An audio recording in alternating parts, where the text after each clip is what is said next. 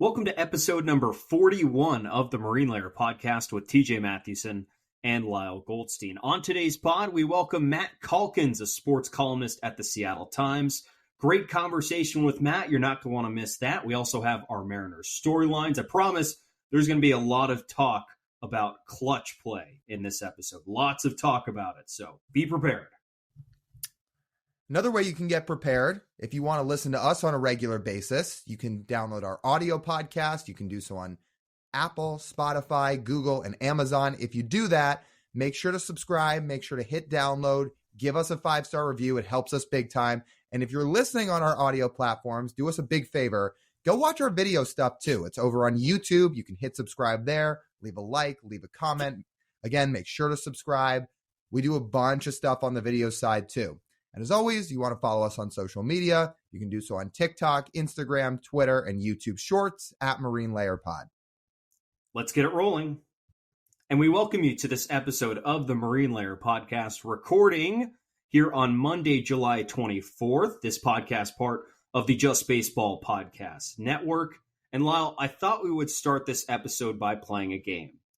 I thought we would start by picking out what's your favorite Mariners record this season? We have plenty of options.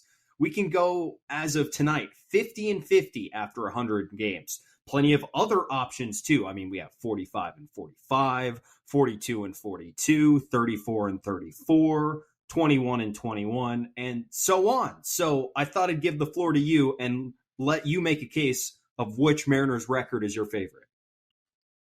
I'm going to go with 1-1 because at that point in the season, I was still optimistic as can be. I remember we were at the first weekend of games and we were heads above the clouds. We couldn't wait for the season. And now we sit at the end of July and I am exhausted. I am absolutely drained of this entire season. We're going to see how much more I can take. Now, I say that as if I'm not still going to watch every game and do this podcast all the time. But this season has been exhausting. Do I need to say the line again? After we watched another unclutch performance in a big game that they needed in the wild card race against the Twins here in game 1 on a Monday, do I need to say the line again when I'm shocked that they lost again? You can go ahead and say it. This is what 500 teams do. It's truly remarkable.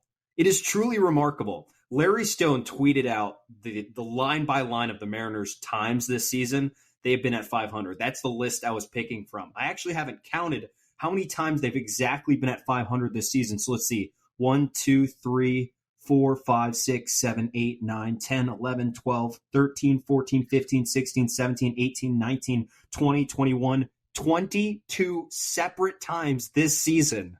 The Mariners have been at 500 exactly. And you wonder why we're drained. When at the start of the season, we thought there was a chance they were the second best team in the American League behind the Astros, who they barely lost to a postseason ago. Yeah, they got swept, but all 3 of those games, everybody knows, were neck and neck. They have not won more than 4 games in a row. They have not lost more than 4 games in a row. They win the first 2 games against the Blue Jays, and we're like, wow, man, that's promising. That's promising. How about that? And then 2 scenarios present themselves on Sunday and Monday that give the Mariners an opportunity to win baseball games. And they, not shockingly, don't. Unsurprisingly, really unsurprisingly don't. Here's the only time I'm going to mention bunting here in this opening segment. I think the Sunday game proved Lyle and I's point pretty well, did it not? It did. J.P. Crawford's not only arguably been your best hitter this year, he's been one of your most clutch hitters. You've got runners on first and second with nobody out. You are down a run. You desperately need a run. And you're giving the Blue Jays an out. You're just handing it to them. You're handing them a free out and making the distance shorter to have to win the ball game. Instead of actually having a pitch to one of the Mariners' best hitters to let him swing away, maybe he shoots one in the gap and 2 runs score. But no, they sacrifice bunted. Ban the bunt. This is why we sit on this podcast and talk about not bunting, because situations like that destroy rallies. We're going to talk about it a little bit later on in this episode. Maybe if you would check some clutch numbers this season on why that's a bad idea of letting J.P. Crawford bunt in a clutch situation. But I'm sitting there and I'm just at a loss for words at this point. It just, you shake your head because you almost feel like you know exactly what is going to happen as soon as you hear that a bunt is being called. We're not going to talk about this specifically on this episode. It might be a subject for a later episode as we get later into the season and we start talking about off season, because certainly if the Mariners finish where they are, this discussion will be had in some places. And it's the decision-making of Scott Service, who, while paired with Jerry Dipoto in this front office, I would say have been more forward-thinking. And there are times they just don't bunt at all. They don't really believe that much in sacrifice bunting. And then yet in some of the biggest scenarios of the season, like on Sunday, like where was the decision switch? Where was the change of philosophy? Let's get to our Mariners storylines, because this will directly tie in to what Scott was trying to do and which man he was trying to send to the plate in a clutch scenario. Julio has a clutch problem this season. He has a major clutch problem. Look, I hate that we're about to have to do this. I really hate that we're going to sit here and dissect this, because I love Julio. You love Julio. The fan base loves Julio. Baseball loves Julio, because I'm not sure there's a single better ambassador for a singular team than Julio Rodriguez, between his personality, his charisma, the smile, how he is with fans, with media, his genuine love for the city, everything. And you know how talented he is. But objectively speaking, as we sit here at the end of July, his disastrous at-bats in late game situations are losing this team games. It's pretty plain and simple. If you look at Fangraphs, he is, as you would expect, the least clutch player on the team. Teoscar's right next to him at number 19, which also hasn't been a big help. But let's just keep it to Julio here at the beginning. I do have some team-centered stats as well later on in this segment, but for now, let's stick with Julio. This is kind of puzzling because he was pretty clutch last season. He did not let the moment get to him at all last season. There's a significant difference in his output between the 2023 season and the 2022 season in multiple late game scenarios. In high leverage scenario, which is based on win probability, Julio had an OPS of a little bit over 750, but it was above league average, 112 OPS plus last year. In those leverage situations, it has been a 600 OPS this season, hitting 177 with just one home run in high leverage spots. Late and close as well, which is very important. Last year, he was even better in late and close scenarios. He had an OPS nearly 900. And this season, he has a strikeout rate of 30% in late and close scenarios. Do I need to keep going? Like I'm tired of reciting these numbers, man. It seems like every time we're sitting here in a close game, the same discussion is going on online. The same one, and I'm tired of having this discussion. But it just sticks out that you're right. He is losing them games, and the numbers back it up. So you just covered the ninth inning and you covered just clutch situations. Is that what you just outlined, right? I did not actually get to the ninth. Do you want to hear his ninth inning stats? I was going to say in the ninth inning, 154, 641 OPS. In extra innings, 167 with a 611 OPS. His OPS. You said 611 oh wait, no, I didn't have extras. I combined the two. That's why. Okay. I remember his extras being pretty bad. But he was if you were curious about last year, he hit nearly 400 in the ninth inning in extras. It's a big difference. I mean, he's still on pace to have about a 4-WAR season, if not higher, especially when you look at Fangraphs. So if this is the worst season of his career, obviously, we can't wait to see what he does over his next 15 to 20 seasons. But here in 2023, it's been a big problem because we've talked about it a million times. They're relying on him to be Julio because if they want to be the team that they are trying to be and expect themselves to be, he's not doing it. I mean, his season as a whole at the plate has not been great. It hasn't been atrocious by league average standards, but it hasn't been great. But when you get to those clutch situations, that's where it's really killing him. I mean, and even if you want to get past the numbers, if you just want to watch it on TV, we've seen it happen multiple times. We saw it this weekend against the Blue Jays. We saw it again on Monday against the Twins. It's just happened over and over this season. It happened again in the 10th inning against the Twins on Monday night. Ball doesn't even leave the infield. Another ball pounded straight into the ground in a clutch scenario. Yeah, that's what I was getting at by this most recent Twins game here on Monday. He had an at-bat in extra innings, ground ball to third base. Just like he's done all season long. It's just disheartening to watch. He's just got to lift the ball. When you look at his baseball savant profile, it's pretty good, which is why a lot of the time it just feels like one little adjustment could turn his whole season around, but he is still just beating baseballs into the ground. If we split it up by 3-inning chunks, this is not going to get any better. If you look at the first 3 innings of the game, he's slightly above average as a hitter. Middle 3 innings, he's 3 percentage points below league average via OPS plus, and then 77 OPS plus in the final 3 innings of the game.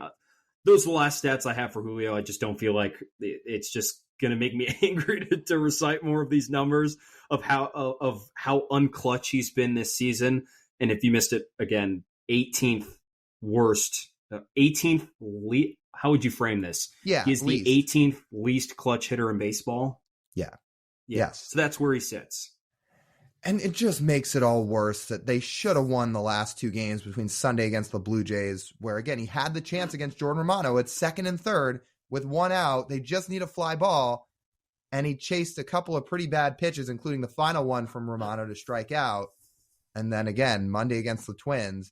After Colton Wong, by the way, has his shining moment of the season, it feels like it felt like that, what we just watched today, again, we're recording here on Monday, it felt like that could have been the type of thing that starts to turn everything. Even though they lost a heartbreaker on Sunday, it felt like, could this be the spark? Could this be the game that turns them around down to their final out? But no, because they lost the game, the Twins retied the game in the bottom of the 9th. And then when they needed to score again in the 10th, they didn't. And again, Julio just grounded out to third with a runner on second base. So it's so tough. You know what? Okay, you know what we got to touch on too? What did you just tweet out a few minutes ago before we started recording? I was going to get to this. I had this saved in my notes. You would have probably seen this if you have paid attention to our Twitter account by the time this releases on Wednesday. Lyle Goldstein, the most clutch player in baseball this season is Adam Frazier. Yeah. I got a good chuckle when I saw that. It just felt very on brand for all the Mariners' problems this season. A second baseman who people didn't think would miss at all happens to have been the most clutch player in baseball on the most clutch team in baseball in the Baltimore Orioles, who currently possess the best record in the American League. Let's be clear here. Adam Frazier objectively has not had a good season. His WAR is low. His WRC plus is below league average. He has not been some catalyst for the Orioles, but he has been clutch, similar to how he has one of the most clutch moments in Mariners history. And as I told Lyle, at this rate, I don't care what his WAR is. I don't care what his WRC plus is on the season. I just want to fucking hit in the 9th inning. Is that too much to ask for? Feels like it these days, man. Well, I'll tell you what, if they don't start to turn things around quickly, the trade deadline is a week away from when we're sitting here recording. By the time this is out, it'll be 5 days away. They have some decisions to make. As we get into our second storyline here, a big topic over the last few weeks has been Paul Sewald. What are they going to do with him? Do they keep him? Do they flip him? Are they really going to trade him? So we thought we'd dive into this a little bit here on the show, which is, does he actually get traded? Does he? Yes, he does. Do I want him to get traded? No. I actually don't think that's a good idea for the Mariners to trade him, to be honest. I've flipped 180 in the past 2 days.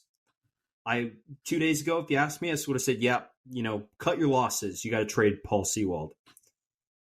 And then I started looking at some returns that teams got from for good, like equal caliber relievers at the deadline last year. And I flipped the switch pretty quick because if you're planning on contending next year, I would rather have Paul Sewald on the team and not mediocre prospects instead. So we're different in this regard, just in the sense of I don't think they actually do it. Personally, I don't think they trade him. I think it's all a bit of buzz and hullabaloo. I don't think in the end he's going to get traded. But we are on the same page in the sense of I don't think it's smart business. I don't think it's a smart business decision to ship him away because it's just like you outlined. What are you getting back for him? Let's say the Dodgers need a reliever, right? That's a team that needs some bullpen help that's trying to contend. Who do you think you're getting back? They're not trading James Outman for Paul Sewald. They're not trading one of their young pieces. You're going to get some minor league prospect or maybe low-end bench bat. You even as good as Paul Sewald's been for 3 years now, and we can get into that in a minute, you're not getting some haul of a return for him. So if that's the case, because he has a year and a half left of club control, just keep him. He is such a vital piece of this bullpen. And next year, you expect to contend again. You expected to contend this year. It's been a struggle. You're expecting to contend, though, next year with this young core. Well, Paul Sewald's been a pretty valuable piece of that bullpen. I would rather just keep him around, especially considering they will probably not get a haul back for him. The most similar trade to what a Paul Sewald trade would look like is the trade last year that the Orioles, they sent Jorge Lopez to the Twins. Lopez had 2.5 years of control left on his deal at the deadline last year. They got Cade Povich, who's now currently the Orioles' number 11 prospect. Yennier Cano, who I don't think the Orioles envisioned would be an all-star bullpen arm when they traded for him. So I don't know if we really count that. And then 2 prospects that are outside of the Orioles' top 30. That's not exactly a return that I'm jumping up and down for. That's a return where I'd say, you know what? I think if the Mariners truly believe they can contend next season, I'd rather have Paul Sewald on the roster. I don't think the package gets that much worse for trading him this year or trading him next year if you end up underperforming again next year and you feel like you have to deal him. Okay, so what? But the return's similar enough, I'd rather just keep him. Let's be clear. They got very lucky with Yennier Cano. Slid down at the end of the rainbow into a pot of gold and found Yennier Cano. Because here's what he'd done before he got traded to Baltimore. At 28 years old, he had made 23 big league appearances. He had an ERA of 11.50 in 2022. Or I'm sorry, let me rephrase that. He made 13 appearances. Yeah, we're going all over the place. He had 13 total appearances last year in 2022. 10 of them were with the Twins. 3 of them were with the Orioles. So he had made 10 big league appearances before he got traded. And in that time with the Twins, he had a 9.22 ERA. And in 3 outings last year with the Orioles in 2022, he gave up 9 earned runs. Oh, by the way, he's 29 years old. The Orioles did not trade for that guy thinking that's going to be one of the best relievers in all of baseball. So if that's how you're justifying your argument for the Mariners should trade Paul Sewald, I can't buy it because the Orioles got incredibly lucky with that. And I'm not a big fan of the rest of that return package. So I would rather just keep Sewald. And this is besides the fact Sewald is having his best season as a pro this season. We said the same. Lyle and I talked about this. I think we said the same thing last year after his initial season with the Mariners. His 2022 season is his best with the ball club. No, this 2023 season is pretty clear the best season that Paul Sewald has had as a pro this year. And I don't know about you, but I would kind of like to see this continue going instead of trading him away. Can we just break down a little bit what Paul Sewald's 3 seasons have looked like? He does not get the credit he deserves. He, to me, I'm just going to use a football reference here, but still tying it to the city of Seattle. He almost feels like the Tyler Lockett of this team in some ways, in the sense of Tyler Lockett never, ever, ever gets the national respect that he deserves. I think it's the same with Sewald, because find me a reliever over the last 3 years that has been as dominant and as consistent as he's been. For the last 3 years, here's what it's looked like from 2021 to 2023, respectively. ERA by year has gone 306, 267, and here entering Monday in 2023, 288. Now, the FIP from year to year, or not the FIP, his WHIP from year to year, 102, 076, 098. xERA, 285, 264, 173, again, over the 3 years. ERA plus, 135, 140, 143. If you don't remember, ERA plus is almost the pitching version of OPS plus or WRC plus, where, again, hundreds league average, whatever above or below that you are is the percentile better than or worse than league average you are. So 35% above league average, 40% above league average, 43% above league average.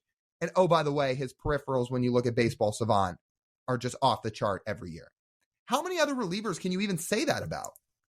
How many other relievers throw 92 and strike out 38% of the batters they face? Anybody? Bueller? No, I don't see any. You're not going to find it. And it just does not get talked about. Over a 3-year stretch, Paul Sewald is on a very, very short list for best relievers in all of baseball. Because relievers don't do this. They don't do what they've done over a 3-year stretch. We just talked about Yennier Cano, all-star this year, one of the best relievers in the game this season. He has done nothing in his career before this year. Look at Jorge Lopez, one of the best relievers in all of baseball last year. He's been pretty up and down this year. Relievers are very fickle. But Paul Sewald, in a 3-year stretch, has been a model of consistency that you do not often see out of bullpen arms. If I want to give one more example, this isn't perfect because he's already under an extension when he was traded, but Iglesias was traded from the Rafael Iglesias was traded from the Angels to the Braves last year. He was on the first year of a 4-year deal, and all the Angels got back for him was Jesse Chavez and Tucker Davidson, who Tucker Davidson, by the way, has a 6.15 ERA and 105 major league innings, and Jesse Chavez went back to the Braves. So, how did that work out for you? Not good at all. I don't know if we have to be nice to Tucker Davidson or not, because he does a podcast at Just Baseball. So I don't know if we technically have to be nice to our coworker. No, that's true. That is true. But those let's move the decimal point. We can move the decimal point. Yeah, exactly. But you are speaking objective facts. Those are his stats. Yeah, so I don't like the idea of the Mariners giving Sewald away because it just does not feel like it's going to move the needle to get a hitter back that they could desperately use. That's true. That is true. And I looked at a couple other of these trades too. I mean, Michael Fulmer was a rental when he was traded from the Tigers to the Twins last year, and the Brewers got Matt Bush with 3 years of control, but he's 36 and doesn't have the reputation that Paul Sewald does. And when the Rangers, I guess, got back now their current number 23 prospect for him. Again, I'm just kind of grasping at sand here. I thought by looking at this, I was going to convince myself that the Mariners are going to do the right thing by trading Paul Sewald. But now I'm convinced I'm going to be really pissed off at this time next week when he's traded. I'm still going to say he's not traded. So somebody is going to be right a week from now when we do our next Wednesday show. I am really looking forward to this interview with Matt Calkins. We have not recorded it yet, but I got to meet Matt the one time I was in the press box this year for a Mariners game, and Lyle's gotten to meet him a couple times. Very relatable guy. Him and I already have a bet. I met him once, and I already have a bet with him. So I mean, that's just how relatable it was. He's funny, and it was really great to meet the face behind the Seattle Times paper, which I normally don't get to do, but it was really refreshing, and I'm glad I did with Matt, and I'm really looking forward to this interview. Again, we haven't recorded it yet, but I'm excited. He's awesome. He has some he's outgoing. I mean, he's outgoing when he's at the games. I'm sure he's going to be outgoing in this interview. He's a bunch of fun. He's got some takes that we're going to dive into. And he also, very time-fitting, just wrote an article about Julio Rodriguez and his lack of clutch this season. So we're going to dive into that as well. But Matt, awesome guy. It's been awesome getting to know him. We're excited to have him on. Shout out former resident of Ballard, Matt Calkins. All right, let's get to our interview with him. All right, we've got Matt Calkins on with us, sports columnist for the Seattle Times. And from what we've picked up sitting with you in the press box, Matt, not a believer in Oregon State football? Not a believer.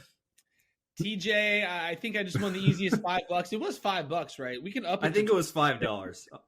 I did make it a point, even if you were going to forget meeting me in that press box, I was still going to email you at the end of once November rolled around. I assume they get win 10 sometime in November. I just bookmarked that, and then right in the middle of a Seahawks week, bam, you get a request. Hey, my Venmo is just TJ-Mathewson for all contributors who want to that's funny. who want to help furnish myself. Well, a quick story on that. Like 2 years ago, I was like at some bar, and there was a guy that tended bar in Kirkland, but I was at like another place called the Lime in Kirkland. You probably know the Lime, yeah. Lyle, and he, I knew him a little bit, and he was like, "Hey, if the Mariners ever make the playoffs, if the Mariners make the playoffs this year, I want my name in the column in the column saying that I called it." And I was like, well, they're never going to do it. So, yeah, fine. I'll agree to that. And I didn't hear from him for like 9 months. This was like in February or January. And then as soon as Cal Raleigh hit that home run, he texted me instantly within a minute. So I think TJ might do the same thing if Oregon State wins that 10th game. But, 10 wins for the Beavers in that conference with Knicks and everyone. Knicks coming back for Oregon. Penix coming back for Washington. Caleb Williams coming back for USC. I'm just not seeing it, man. So it actually works out really well, because I'm going to be on radio in Portland later today talking about the Beavers, and I was just refreshing myself on the schedule. So not only the Beavers are going to have a very good chance to get 10 wins in October, but they could get their 10th win over the Huskies here, and then you get to write about it. I would. So does TJ get his name dropped in the column? I don't know, man. I've made that bet before. I don't think I'm going to do it again, just because for lack of originality, or not originality, but repetition, lack of a novelty. But I am I willing to say that I lost $5 on this prediction? That could happen.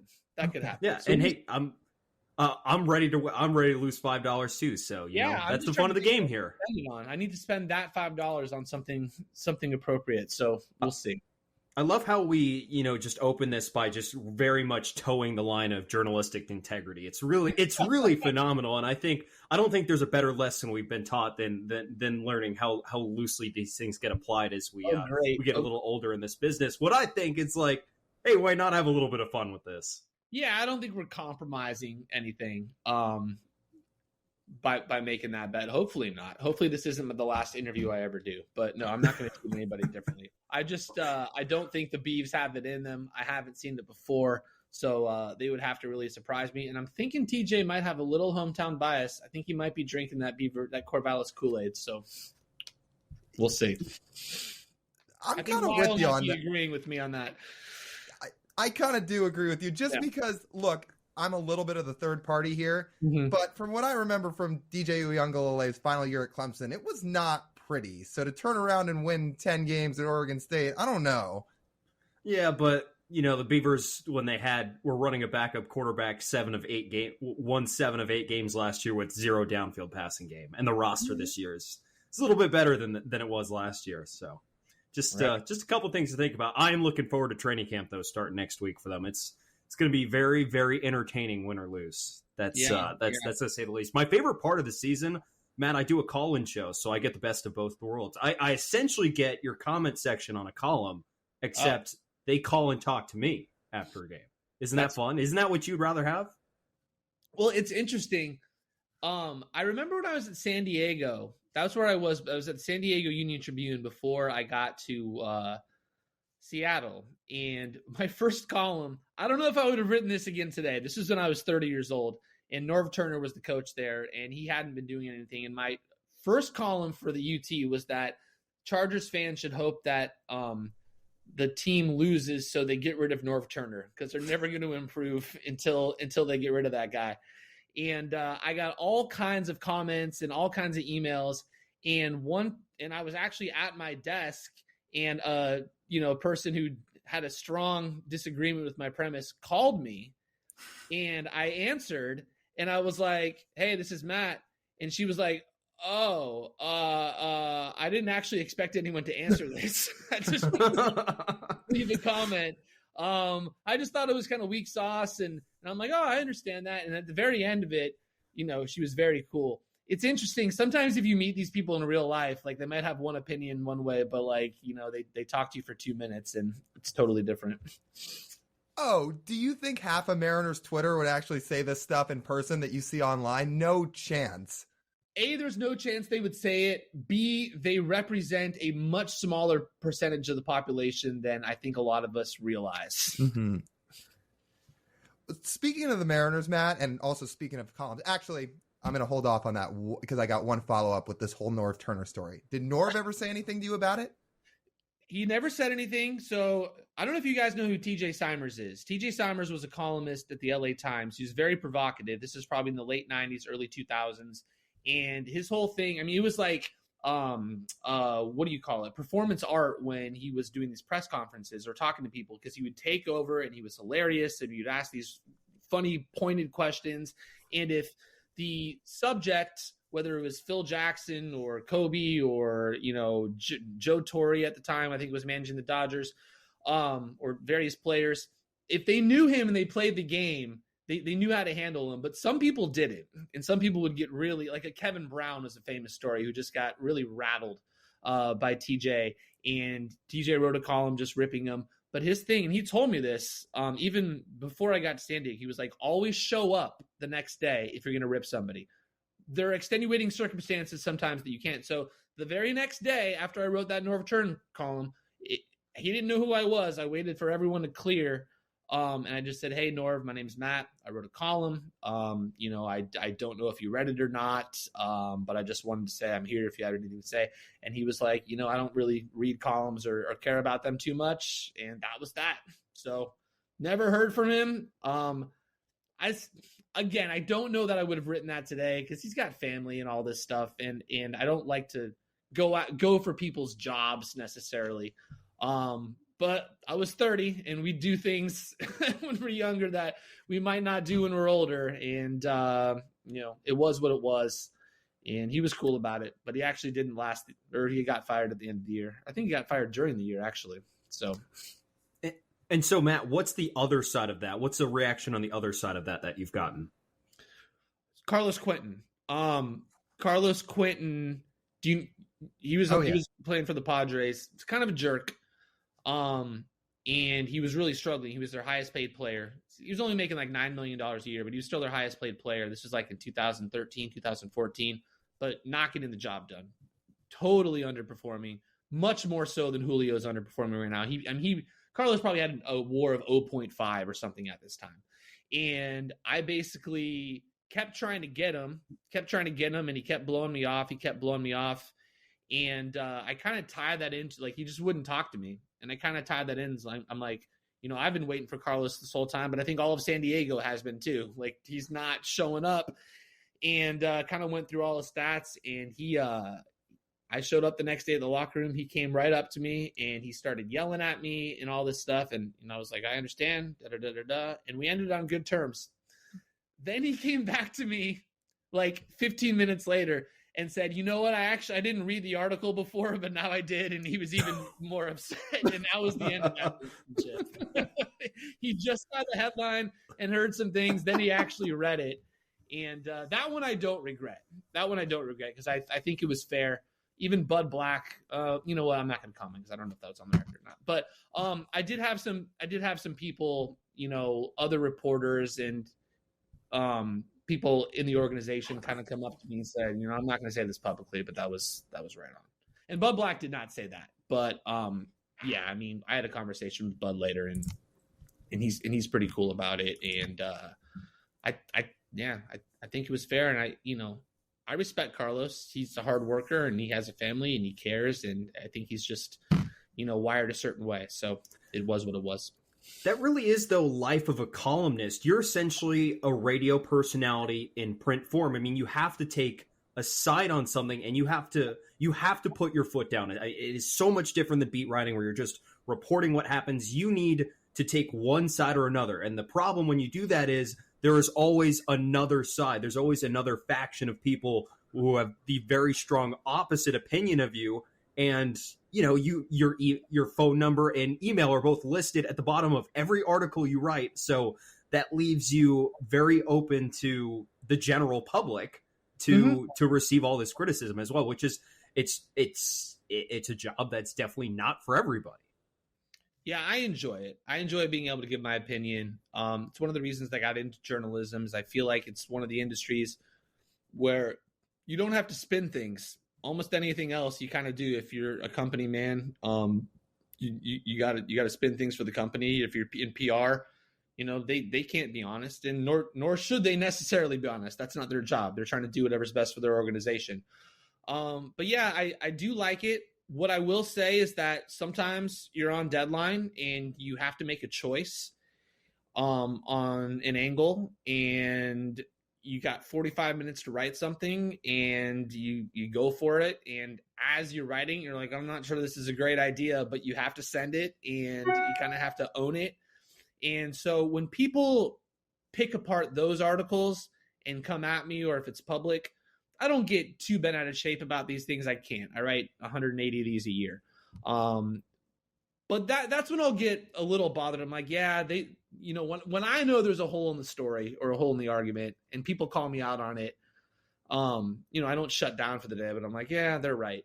When I feel like my case is airtight and people hate it anyways, that doesn't bother me at all. Even if it's a player or manager, I'm like, no, I stand by my opinion on this, and whether it's popular in the clubhouse or in the public is inconsequential to me. And you really get used to these commenters and emailers in a hurry. Like it just brushes off your back. So yeah, it's second nature. It's like some of the comments we get on our social media posts. Like everybody, like there's always people that want to rip it apart. There's always somebody out there that's not going to like what you're saying. It's just what you sign up for. Someone thinks we really hate Eugenio Suarez. Like really thinks we hate Eugenio. We didn't say anything that was like, yeah, Lyle was the comment about that we gave his defense, I think, an F grade this season. No, not his defense. We gave his first half grade like a C- because we said his defense has been great. He has not been hitting, and somebody spun that too. You guys hate Gino. Okay, yeah, pretty much. Somebody did. Right. Yes. I mean, it's like, okay, there's always going to be somebody. Right. Yeah. Exactly. It is a weird line because I do sometimes think you should listen to people. Like if there's a lot of people saying one thing, I think it's fair to go, are they right? Oh, no, they're not right. But I think sometimes to take that moment and go, and take the criticism and take what people are saying and evaluate whether they're onto something is healthy, as long as you don't take it to heart, rather than just going, I'm right and everyone else is wrong all the time.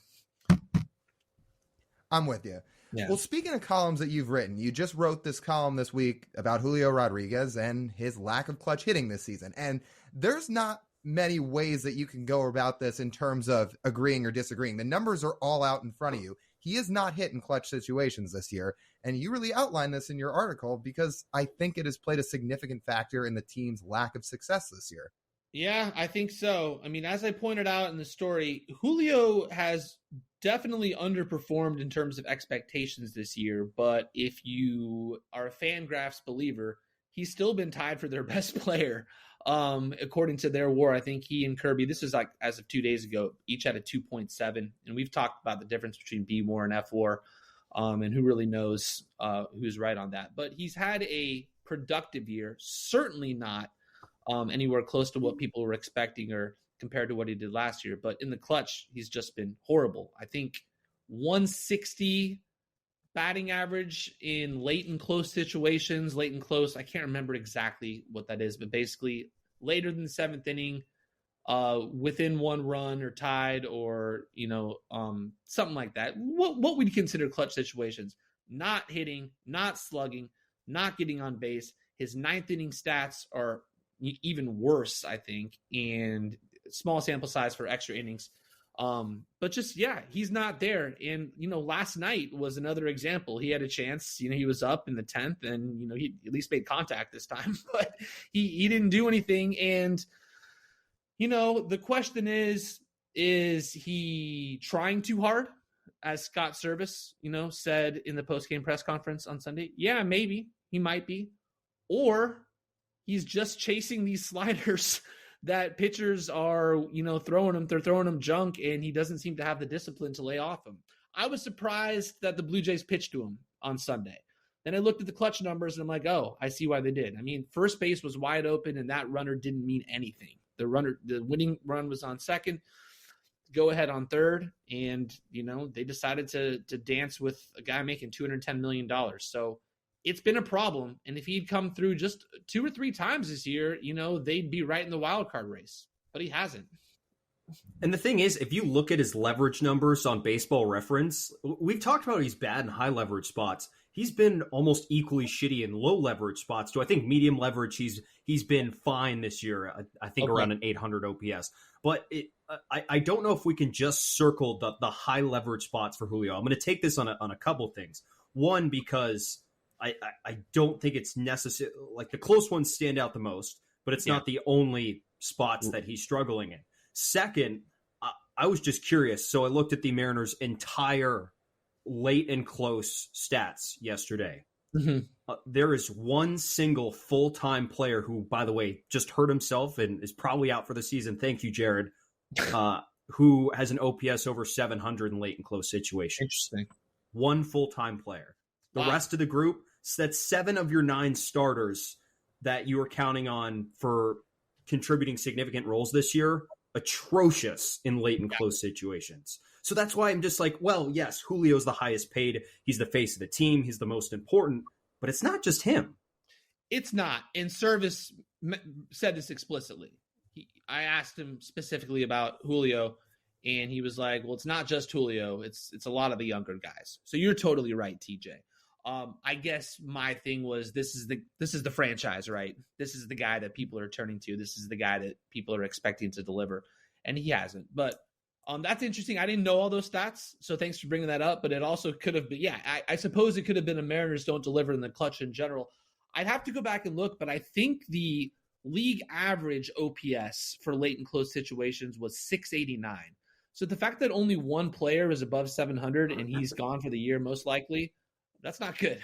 And what was the difference between the Mariners this year and the Mariners last year? They won close games and they delivered in those situations. Not only are they not doing it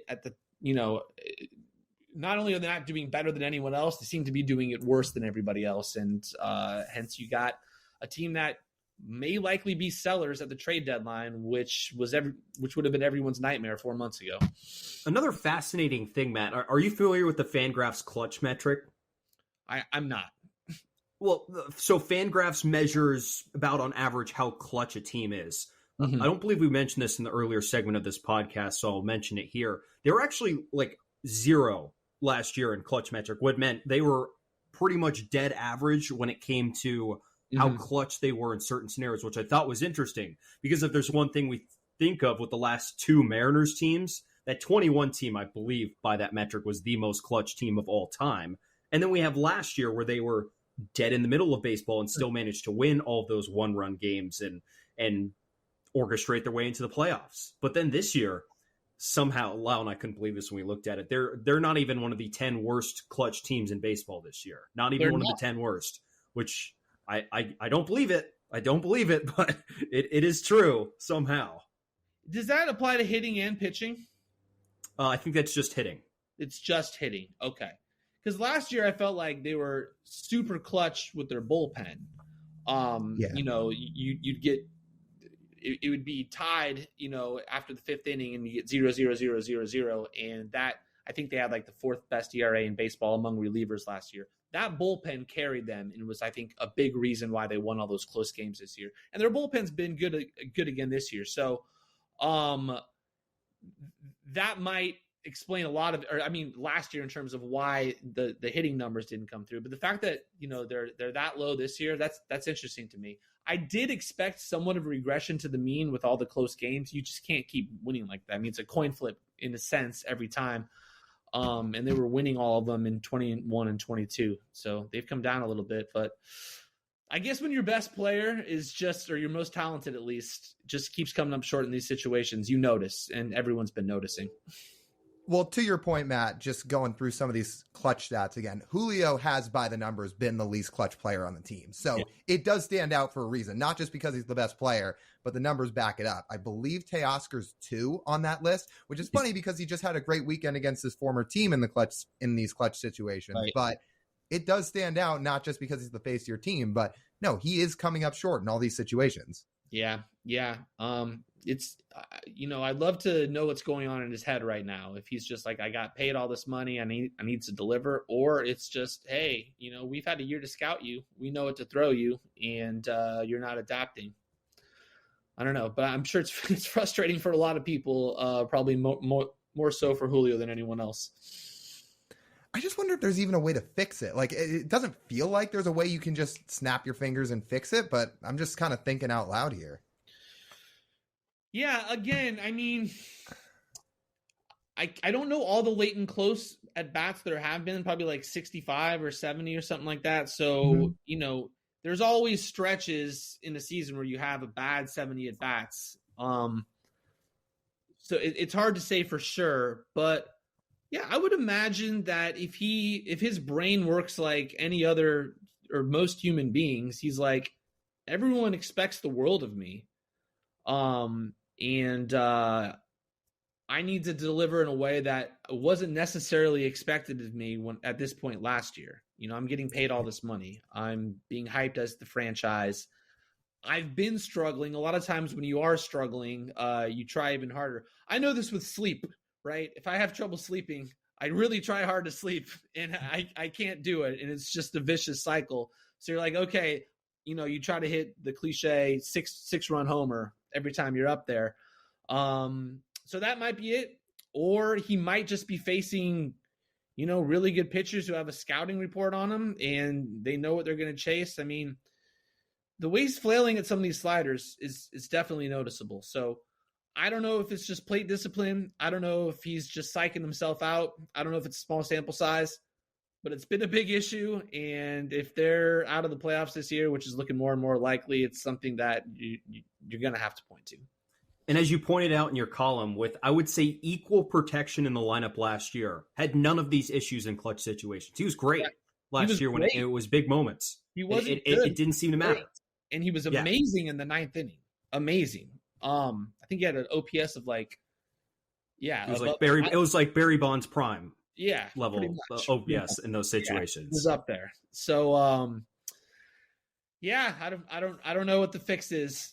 There's a lot of things to fix there. I don't know if it's going to be fixed, but we'll see. Yeah.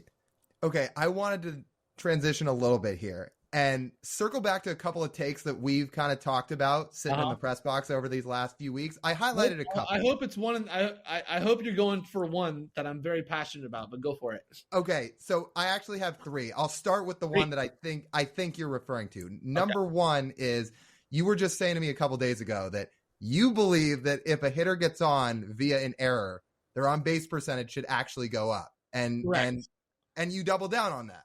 Oh yeah. There's no question.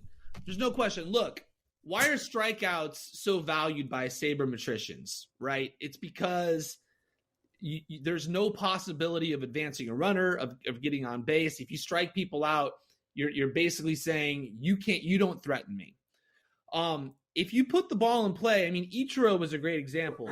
Back when he was playing, he was super fast. He'd put the ball in play. Somebody at third or short the shortstop or third baseman would be like, oh man, I better rush to get this guy. And it comes out of their hand and he's on base. So he gets credit for being on base, or he's on base, but nothing reflects that. Even though nothing would have happened, he wouldn't be on base if he struck out, or if he was slow, they probably would have taken some time and been able to get him. So after I mentioned this to you and other people in the press box, this is something I've been thinking about for a while.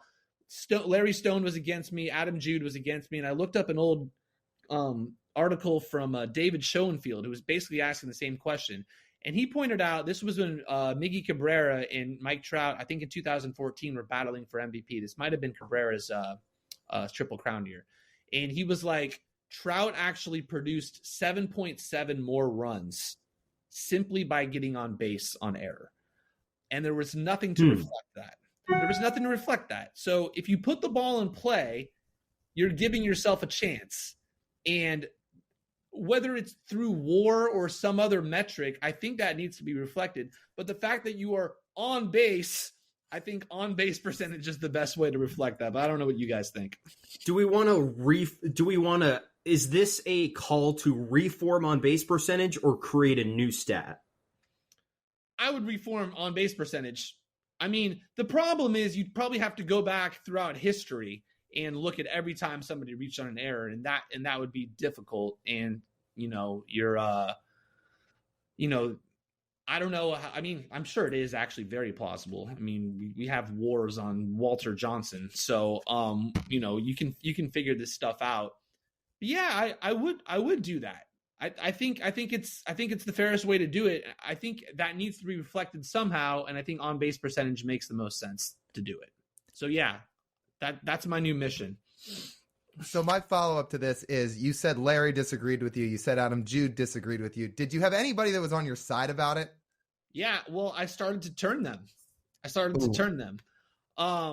Alex, oh God, I'm sorry, Alex. I can't remember his last name. Yeah, the guy, the stat genius for the Mariners. Yeah. He was he was like, I don't know if I totally agree with that, but I don't hate that take at all. And he actually said he was reading a book like 11 years ago, and one guy made the argument to just eliminate the error completely. I don't agree with that, because I think not even necessarily for the batter's sake, but you need to point out when the fielder makes an error, just, for fielding percentage and all that stuff. But yeah, I think I got it in people's heads, in Adam and Larry, and we'll touch base in a month or so. I do think it's kind of interesting, the thought of eliminating errors, because you think about it, that's not really how we measure defense anymore. We have way more options of how to actually say who's a good defender and who's not, depending on not how many errors you are. A terrible fielder might not have any errors because they physically cannot get to the ball. Unlike, say, a Julio Rodriguez, who will get more errors just to the fact he can cover way more ground in center field, opposed to, say, putting Mark Trumbo in center field. Like, yeah, he's not covering a ball in the gap. Sorry. He's not a chance to get an error, but Julio might get over there and the ball might go in and out of his glove, and he'd get dinged for it. That might happen, or people might take risks that they wouldn't take before because they have no chance of getting to it. So, yeah, that's a great point.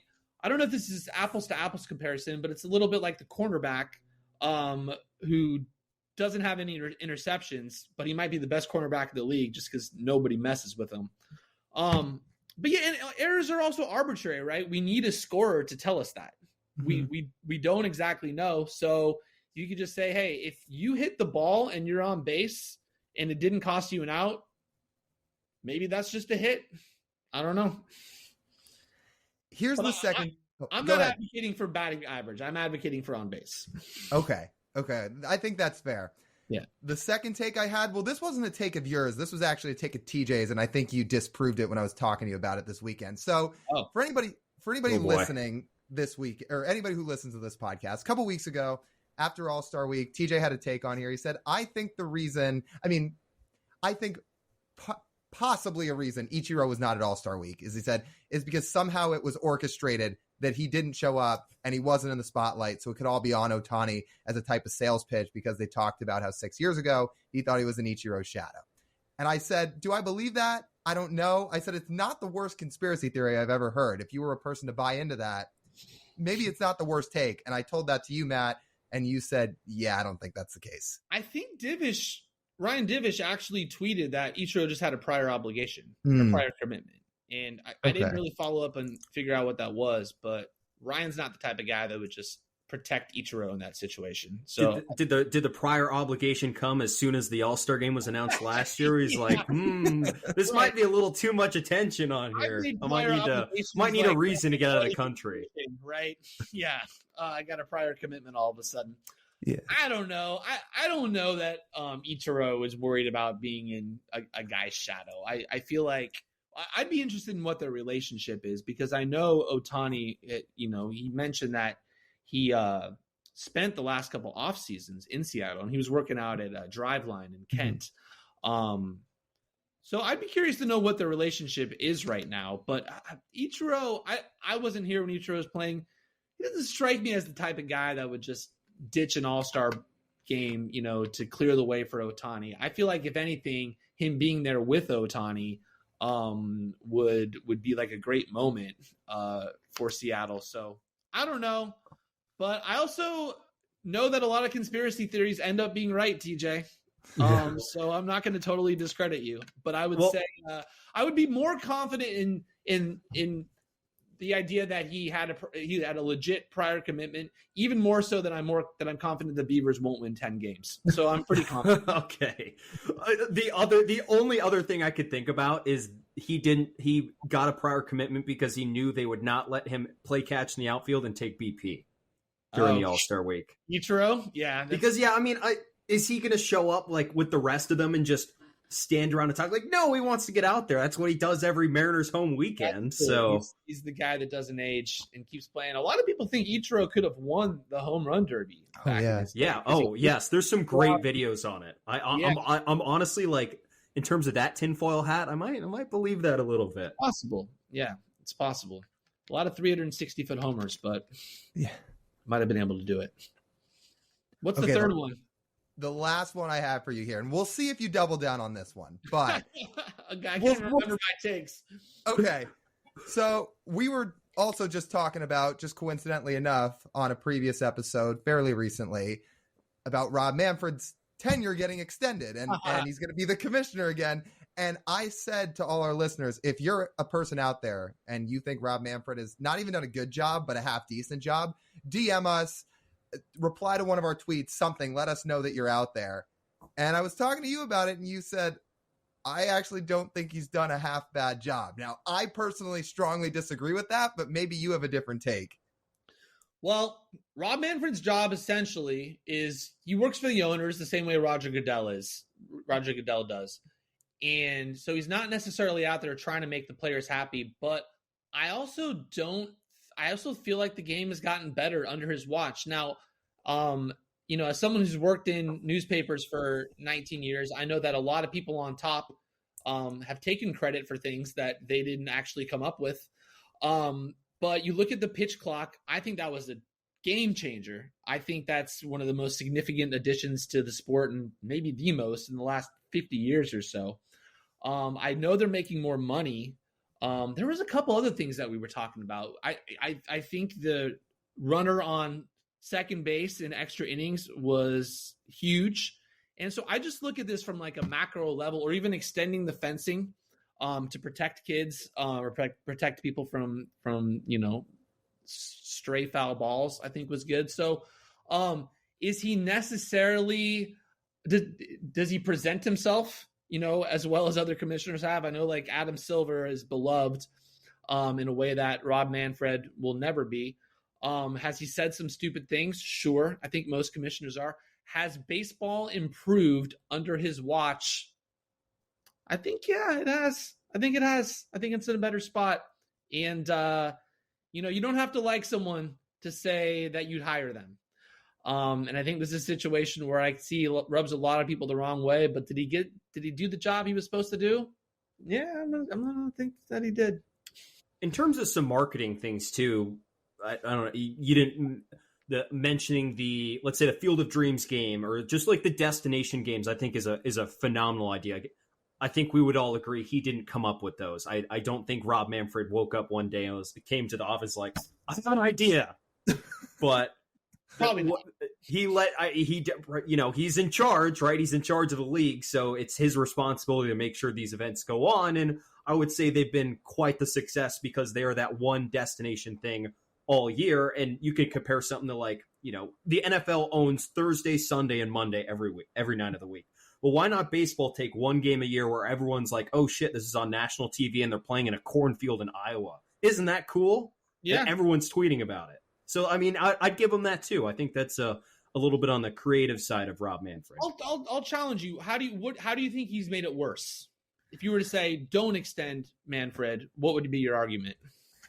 I mean, so much of it just has to do, I hate the way he handled the lockout, and I think baseball could have come back so much faster during the COVID year and could have been the sport that everybody had their eyes on and could have helped the game grow that much more rapidly during 2020 when everybody was just yearning for some sport to watch. And it took baseball forever to get back because, I mean, the players and owners couldn't get out of their own way. And I think for the most part, it was the owners and Manfred being incredibly selfish. So that's what really, I think, rubs me and a lot of people That's the a fair wrong way. point. Yeah, that's a fair point. I don't want to say all bets are off during the COVID year. So many people are trying to figure out how to handle it. But yeah, no, I mean, it was something where I think when did they come back that year? That was July. They came back in July, I think. It was only a couple days before the NBA started too. So then there was two sports playing at the same time. Right. Okay. I'd have to go back and look at that. I'd be going off the cuff if I were to have a take right now. In terms, I do remember, I think writing a column saying they should get back out there. We have safety protocols in play. I don't remember what the holdup was exactly 3 years ago. What was the big holdup? It was just, I think the owners were worried about losing too much money, so they wanted to bleed enough days to get to a certain number of days towards the end of the season, which in theory makes sense. But as a fan, like, obviously we don't want to hear that. We just want to watch the game. They didn't want to play 90 games in empty stadiums. They'd rather play 50. Yes, yeah, they wanted 60 instead, right? And I think it all boils down to the public image of Rob Manfred, to be honest. I mean, him going up on the stage during the draft, getting booed and looking like put it perfectly. I mentioned this a couple weeks ago on this podcast, and I'll just rehash it. Looked like a substitute teacher who lost control of the class. And I feel like as a commissioner, that's not necessarily the image you want to go off, because it doesn't really feel like you have control of the situation. But, you know, it is what it is, and everything still happened in that sense. Everything's happened, and man, we talk all the time about coaches who won the press conference when they got hired and then their team sucks, and there's guys who are timid and camera shy and don't seem comfortable and then they succeed. I think image is a little bit overrated, commanding the room and all that stuff in terms of how you deal with the media. If you're good with the media and your team's bad and everyone likes you, they'll go easier on you. Bud Black's a great example in San Diego. They made the playoffs they made the playoffs once in 9 years, and they were really bad for like his last 5, and he was fine. Everyone loved him. So yeah, I think as long as he's keeping the train moving, if he gets booed and looks uncomfortable and a little overwhelmed at the draft, I can live with that. I sound like a Rob Manfred stan right now. I don't have, I'm not like having, we don't have familial ties or anything like that. I'm trying to be objective about it. And I would say he's been a net positive for the game, but I'd have to go back and look at the COVID situation. Is it a gift or a curse to share a name with a billionaire? Did you know that there's a billionaire with your exact name? Oh, Matt Calkins. Oh, yeah. Are you entitled to some of his money? I think I'm his muse, I believe. Yeah. I think he looks at me and is like, man, I got $1 billion, but I don't think I come up first on Google results. So he's got a ways to go. No, I'll say it's a blessing. He's definitely got me on money, but I think I could take him in arm wrestling for sure if you take a look. I don't even know who he is. Like, TJ, how did he make his money? Did you even figure this out? He founded Appian software company. I'd never heard of it before. I don't know what Appian is. I didn't know there was another Matt Calkins out there, but he was the one. Yeah, you're right. You were first. Your author page was at the top of the Google search, but then it was like 10 of the other Matt Calkins. I'm like, wow, Matt living a double life on us? Hey, I mean, he's got glasses. Clark Kent situation here. He's also a board game developer. He's a board game geek. Okay. And he's created a bunch of board. I know a lot about Matt Calkins. There's also another Matt Calkins who he was totally jacked on Instagram too. So I would say if your last name is Calkins, name him Matt. He's going to go on to do big things. Yeah. In a perfect world, you could combine the Matt Calkins from the gym and the Matt Calkins who makes all the money. Yeah, exactly. And then it spits you out, and you decide to write for a newspaper. We should have a sit down. There is a guy named Jeff Calkins who used to write for the Memphis Commercial Appeal, and he actually had a pretty big following. And we bonded over the common misspelling of our last names, which is it's Calkins, but everyone says it's Caulkins. And we've emailed each other a couple of times, and his name is Geoff. He's like, well, how do you think I feel? I'm JEFFCAULKINS to everybody. So you've only got it that bad.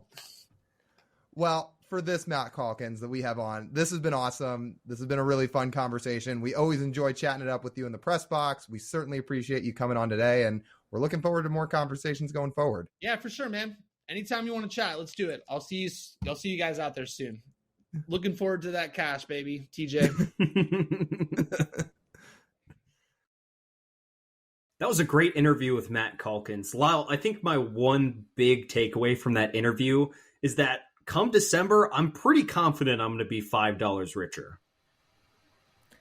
Well, maybe if we ever grab a drink with Matt one day, you can go and use that $5 to buy a drink, or maybe he can just buy you a drink. Although, as we know, it is hard to find a $5 drink in the Seattle area. Yeah, I don't know where we'd have to go. Back down to Arizona, maybe. If he came to Corvallis, we could. There's plenty of $5 drinks down here. Well, maybe if we're all at spring training next year, which we've talked about, we would love to do, and we're certainly hoping to do as long as it all works out. If he's down there and we're down there, maybe we can head over to Mellow Mushroom in Tempe, go to happy hour. Then you can get 2 drinks. It'll be $2 Marg night, and you can get 2 drinks with the $5. You know me, I'm not going to turn down 2 drinks. I don't turn down opportunities to double fist. Well, maybe we'll have to circle back to that in February, because that would be a blast. But Matt was awesome. As you could tell from the interview, he's certainly a personality. He's really outgoing, knows his stuff. Even if he has some takes, which we were having to push back on him with a little bit and have some dialogue about, it's all in fun. And he's been a blast to get to know, being at the games this year, sitting next to him in the press box. And we look forward to doing more of it. So it was awesome to have Matt on. With that, that'll just about wrap up this edition of the Marine Layer podcast. You guys know the drill. If you want to listen to the full form podcast on the audio side, you can do so on Apple, Spotify, Google, and Amazon. Make sure to follow, go download the episodes, go give us a 5-star review. That really helps us out when you leave that 5-star review. So make sure to do that. And if you want to watch on the video side, head over to YouTube too. Hit subscribe, like, comment, turn the notification bells on. That way, when we post an episode or we post short form clips, you'll know about it right away because you'll get an update about it. So go check us out on YouTube and hit that subscribe button and the notification bell. If you want to follow us on social media, you can do so on TikTok, Instagram, Twitter, and YouTube Shorts at Marine Layer Pod. For TJ Mathewson, this is Lyle Goldstein. As always, we thank you guys for tuning in. We'll talk to you soon.